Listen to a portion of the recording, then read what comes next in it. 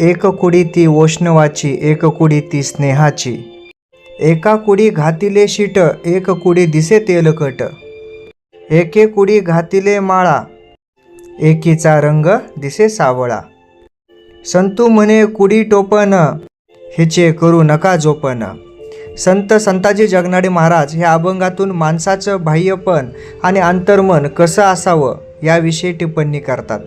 संत जगनाडे महाराज सांगतात की माणसांनी आतून ढोंगीपणा ठेवून बाहेरून एक वेगळेपणा दाखवावा आणि असंच वागत राहावं हे कधीच अपेक्षित नाही आहे.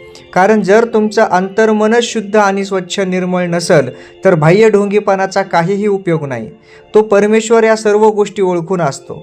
म्हणून जर तुम्हाला परमेश्वराला प्राप्त करायचं असेल तर असलं बाह्यरूपी अवतरण, बाह्यरूपी वेष्टन घालून, चांगले कपडे घालून, ते मिरवून आणि तुम्ही खूप चांगलं आहे असं दाखवून हे काहीही साध्य होणार नाही. कारण ईश्वर या सर्व गोष्टी जाणत असतो.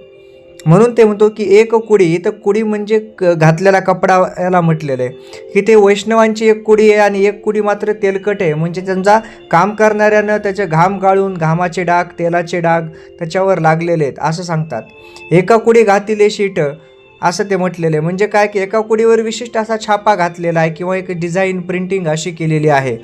काही कुडीवर माळा वरतून घातलेल्या आहेत, पण अंतर्मनाचं काय, याचा अर्थ काय तर काही लोक हे वरून जपनाम करतात किंवा माळा जाप करतात, परंतु खरंच अंतर्मनातून त्यांना देवाला हाक द्यायची आहे का नाही या गोष्टीत मात्र शंका निर्माण होते. कारण त्यांचं वागणं आणि बोलणं याच्यामध्ये खूप वेगळा फरक असतो. त्याचप्रमाणे ईश्वरांच्या प्रती जाण्याची त्यांची भावना ही दिसून येत नाही. म्हणून संत जगनाडे महाराज म्हणतात की अशी कुडी तुम्ही धरू नका, म्हणजे असं बाह्य आवरण तुम्ही ठेवू नका जे की ढोंगीपणाचं आहे. या सर्व गोष्टीचा त्याग करून, ह्या भौतिक सुखाचा त्याग करून जर तुम्हाला ईश्वराची प्राप्ती करायची असेल तर खरं नामस्मरण करा, त्या ईश्वराला प्राप्त करा, वागणूक चांगली ठेवा आणि सत्सद विवेक बुद्धीला जागृत असून जीवन जगा. जय जय रामकृष्ण हरी.